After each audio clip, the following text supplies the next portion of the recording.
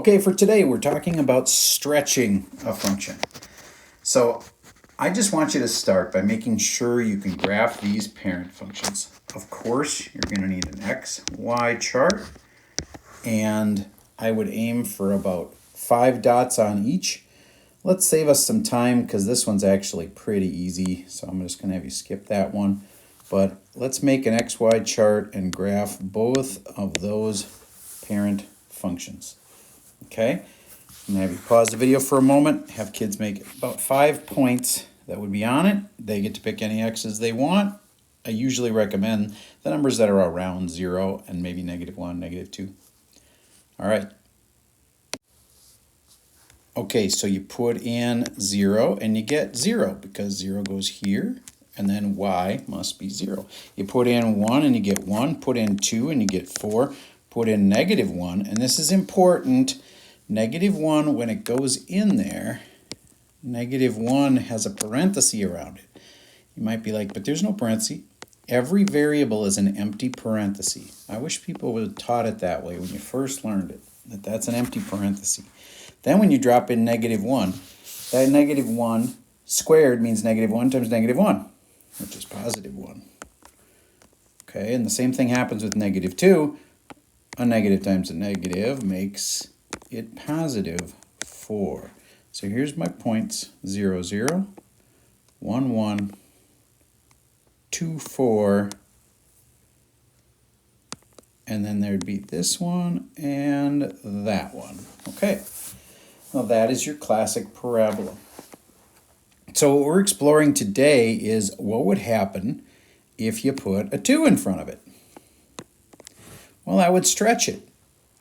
Another way to say it would be that is a vertical thing. It's vertical on the outside.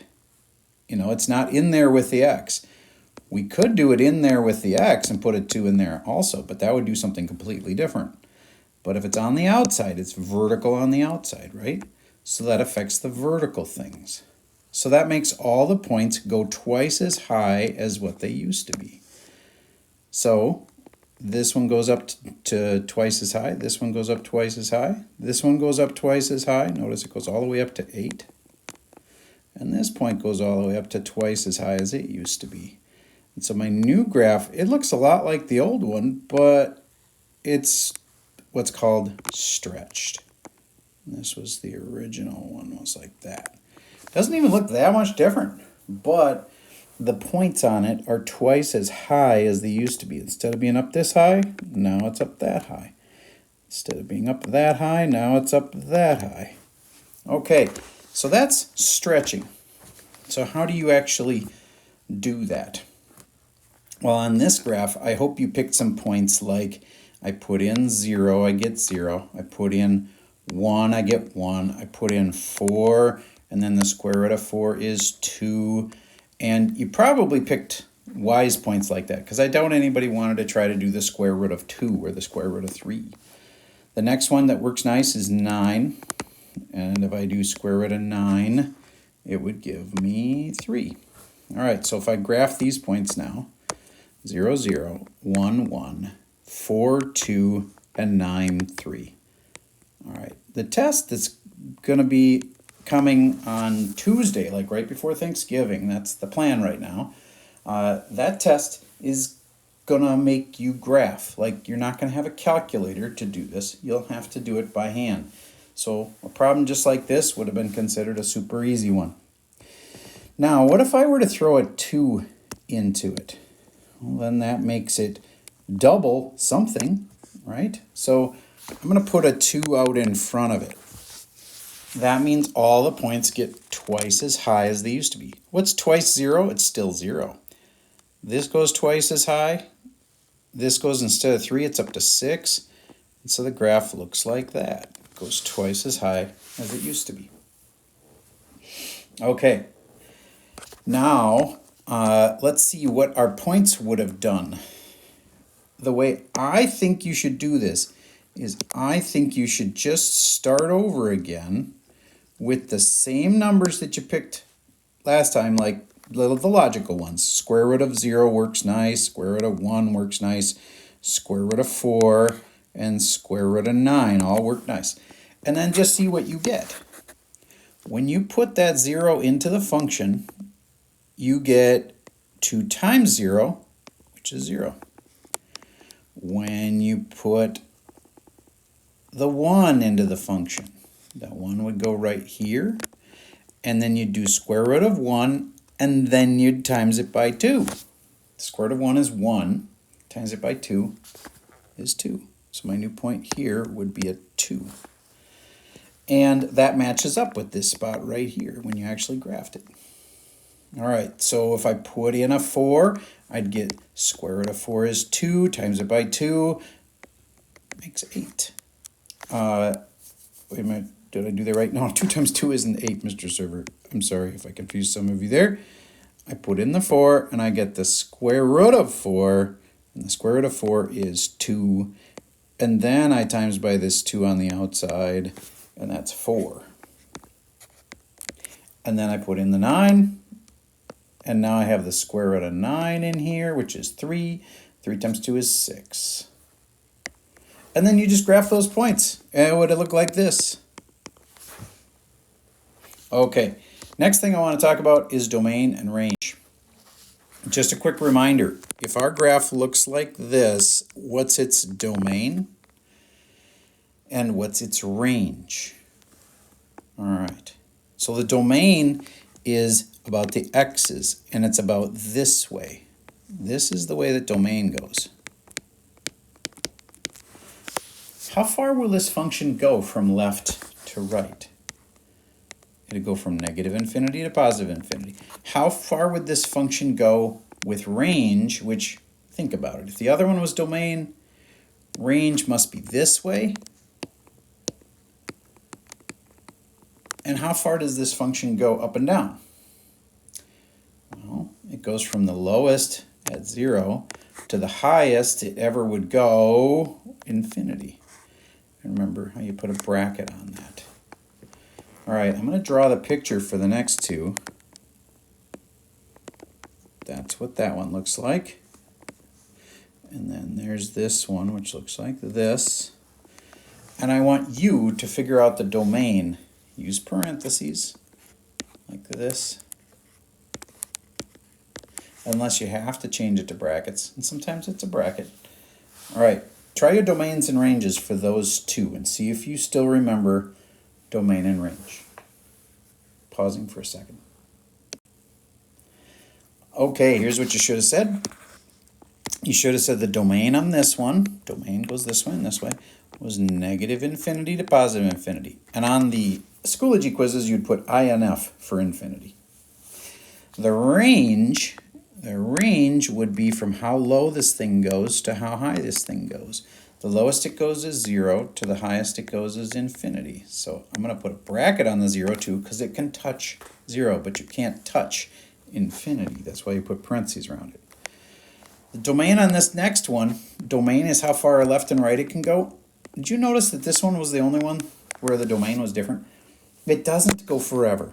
You know why? Because the square roots, you can't put in negative numbers. Like you can't put in -1 into the square root because you can't square root a negative, and so you can't use negatives. So it doesn't go past 0. So that's what you say, is it goes from 0 to infinity. But who knows what's technically wrong with that? If you know it, say it out loud. Bracket is right. It should be a bracket right there. Okay, now how about the range? The range is from low to high, and so the range on this one goes from the lowest that it ever is 0, to the highest that it ever goes. Well, it's still rising here, so it's going to go up to infinity. All right, I know for some of you that might have gone over your head, and you're like, oh, I don't get domain and range. You can always ask me for help on that later. It doesn't really affect us in these other problems with stretching. So if that's a really tough thing for you, ask me for some help. I'll show you. Once you do a few together with me, they're not that bad. Okay, so for today, we want to be able to write equations for things that have been stretched. and talk about the domain and range of things that have been stretched. But the main thing for me is make sure you can write equations for them. So you can use parabolas in the real world. You see on the Eiffel Tower, there's a parabola there. There's a parabola in the middle of a roller coaster. Here's another parabola. Technically, there's a different name for it. It's got a catenary curve, but it looks like a parabola. And then this is parabolic motion, where a ball goes in the air. So there's a lot of cool ways that parabolas happen in the real world. Just wanted to point that out. Okay, so we're going to be moving our functions around. And next page, we're going to be transforming them. Remember that some of the words we need to know here are translation, and that's where you're sliding the thing around, like the graph was here, and then you're like, hey, I'm going to slide it down a couple spots. Okay, that's called a translation, where you're just sliding it around. Okay, a reflection is where you'd take like this green and go, I'm going to reflect it that way. And that would have been a reflection horizontally, because if you don't know the word horizon, or horizons like this, right? That's a horizontal reflection, for example. And this last one is stretching and shrinking, okay? And so if you take a graph that was like a V shape, and you make all of its points go twice as high as they used to go, then it's really not that complicated. Instead of going up this high, they go up twice as high. Instead of going this high, it goes up twice as high. Instead of this high, it goes up twice as high. And you see how the V shape ends up being stretched upwards. All of these points end up twice as high as they used to be. All right, so that's what a stretch and shrink is all about. And they are doing it in a different way than I like to do it. So I don't think you should memorize the starting points and then just change them. So I'm going to show you the way that I think is way easier. We are not going to give you these starting points. So if you thought, that way would be fine if you gave you the starting points. But in the real world and on your ACT tests and on your pre-calc tests, they don't give you the starting points. So I'd like you to just cross those off. And then we have to put in numbers. Like what they were giving was the parent function. This is not the parent function. This is totally different than the parent function. So I think you should just put in numbers just like you always did, where you pick a number and you put it in, but you pick strategically. So like for instance, 0 works great. So if you put in 0, you get 1/4 of 0, which is still 0. So 0, 0 is one of my points. Okay, 0, 0. Now let's put in 1. When you put in a 1 right here, do you get that that's 1/4 times 1, which is 1/4? Do you get how that's going to be kind of a pain to graph? So maybe you don't want to pick 1 because it doesn't work out real nice. You can. That's another downside to that other method of like memorizing these starting points. But it doesn't work out really nice. You know what works out pretty good? A 2. You stick a 2 in there. 1/4 of 2. That's 1/4 times 2 over 1, which is 2/4, which is 1/2. Okay, so we got 1/2 right here. What's another number that'd be nice to put in there? If you know it, say it out loud. What would be a smart thing to put in? A 4. I hope somebody said a 4. 1/4 of 4 would be an easy thing to put in, because 1/4 times 4 is 1. If you go 1/4 times 4, remember 4 is a 4 over a 1, and that's 4 over 4, which is 1. Now I got 3 points. I need some more. Yep, let's try some negative points. You know, all the numbers that just work nice in the first place, if you put a negative of them, they'll still work nice. So if I put in -2, that'll work nice. -2 goes right here. 1/4 of -2 is -2/4. Put this over 1 to make it more clear. It'd be -2/4, which is -1/2. Now this involves math, and I know some of you guys are like, oh, these multiplying fractions and stuff, this is really hard for me. You got to get used to it. You got to practice this because you have to be able to, for instance, cut something in 1/2. You have to be able to do that. In this case, it's a 1/4. I know it's a little harder, but you have to be able to do that.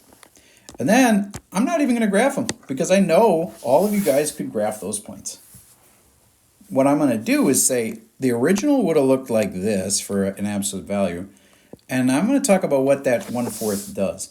It seems like it's going to make it 1/4 horizontally. Because of high vo, horizontal on the inside. It seems like it's going to be 1/4 as wide, but it's actually 4 times wider. That is not what you would expect. And that's what happens on the inside. You can't trust the stuff on the inside. So this actually looks way wider than it used to look. It looks kind of like that. So it's like it got stretched wider. And again, you'd think a 1/4 would make it get smaller, but it isn't. It's because you can't trust the inside. All right, let's look down at this one. Now again, these are the starting points for a parabola, but we're not going to give those to you on the test, so I don't think you should use them right now. So pick any points you want, like 0, -1, logical points to stick in here. Let's have you actually I'm going to tell you just so that we can know for sure that your answers and my answers match up nicely. Let's put in 0, -1, -2, and +1 and +2. Okay, everybody try putting in those numbers, and we'll see after you multiply them by 3 each time at the end, we'll see what you get here. All right, pause for a second and give that a try. Okay, so you stuck a 0 in. 0 goes here, and 0 squared is 0. You times it by 3, it's still 0.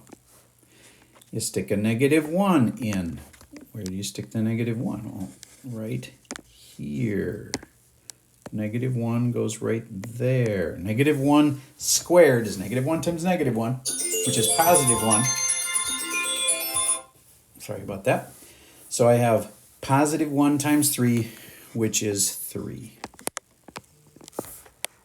Now let's put in -2. So this -2 goes in right here.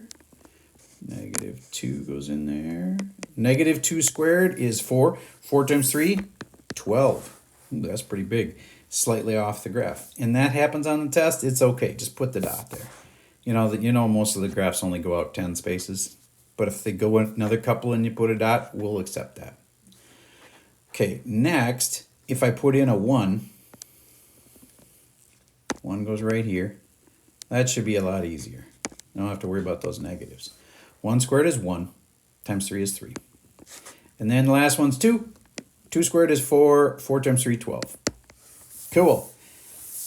So there's my points. Now what do you think it's going to look like? Just think about that. Without actually graphing it, think about what it should look like. By now, do you know that these x squared things are parabolas? So a normal parabola would look kind of like this. But what does this do to it? Vertical stretch. Vertical stretch. So it shouldn't look like its normal self. It's going to look different, right? So it should look like kind of a skinny parabola that's been stretched upwards. It's like somebody grabbed a hold of it and stretched it up. So let's see here. -1, 3. -2, 12. It goes way up here. 1, 3. And 2, 12. See how this is a really narrow, stretched parabola? Looks like somebody grabbed it. If it was made out of rubber, somebody grabbed it and pulled it out. Okay, that's pretty much it, boys and girls. So at this point, I want you to do the Schoology quiz in class as a quiz, finish it up, and then have the teacher or you resume the video after you've done the little Schoology quiz on this that tests to see if you know how to find points. Okay, and then after the teacher's given you 10 minutes-ish to finish that up, then we'll resume and I'll teach you just like one or two more things. Okay, I hope that Schoology quiz went well for you. I made it so that you can have 2 tries at it. So if it didn't go so well, you now see what the answers are. Try to learn from those. We don't have many days left before you get tested on this. All right, so I strongly recommend that you take some time to make sure you got that Schoology quiz. And if it didn't go well the first time, take it again. All right, so what if you put a 4 out here? Same exact process. We don't give you any points. So the parent table won't exist. So you're just going to put in any numbers you want. 0, 1, 2, maybe -1. Put them in. 0 goes in here. 4 times 0 is 0. 1 goes in here. 4 times 1 is 4. 2 goes in.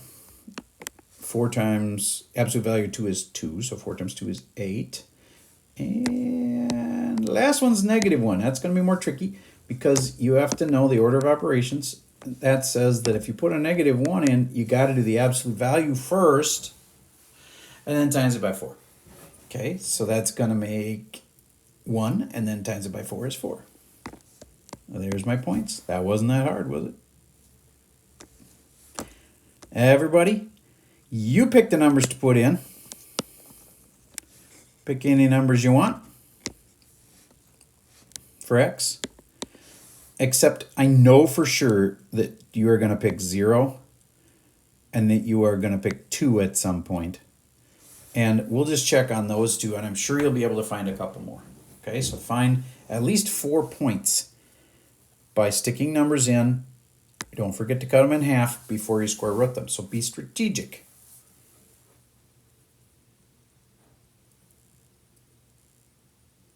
Okay, if you're back, that means you're probably done. You stuck a 0 in, you got 1/2 of 0 is 0.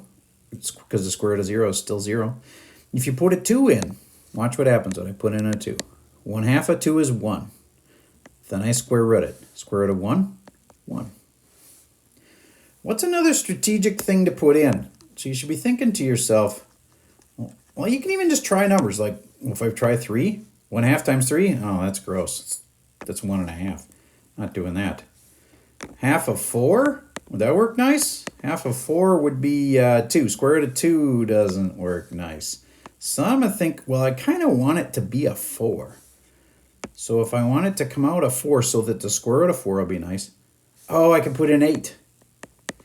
1/2 of 8 would be 4. So you stick in an 8. You kind of have to think strategically that way. 1/2 of 8 is 4. Square root of 4 is 2. Okay, one more like that. Wouldn't it be nice if it was 9? Because, you know, square root of 9 works nice. If all of this was 9, so then I'd have to do 1/2 of 18. If I put 18 there, 1/2 of 18 would be 9. Square root of 9 would be 3. See how I had to be strategic about what numbers I picked? All right. And then when I actually graph this, 0, 0, 2, 1, 8, 2, and the last one goes way off the screen. Do you get how this used to be a more normal looking square root, but then it got what? Well, it got twice as wide as it used to be. It got stretched way wider. And again, a typical kid is going to think that this gets half as wide, or as in it gets narrower. But the reality is you don't trust the inside. It seems like it's half as wide, half horizontally, then it's twice as wide horizontally. So basically this thing is like somebody grabbed it right here and stretched it this way horizontally. Okay, so I'm feeling like you're getting this, and I think instead of doing a whole bunch more problems with me, I think you should do the worksheet, which has a nice key already provided. And on this worksheet, I am going to say you may skip any 2 questions. Pick any 2 questions that you don't feel like doing. Skip any 2 questions. questions on this worksheet. You know what? Since you did the Schoology quiz earlier, I'm going to say skip any 3 questions. Okay, so I just want you to do some practice from the worksheet. You can skip any 3 questions. And that's all I got for you for today.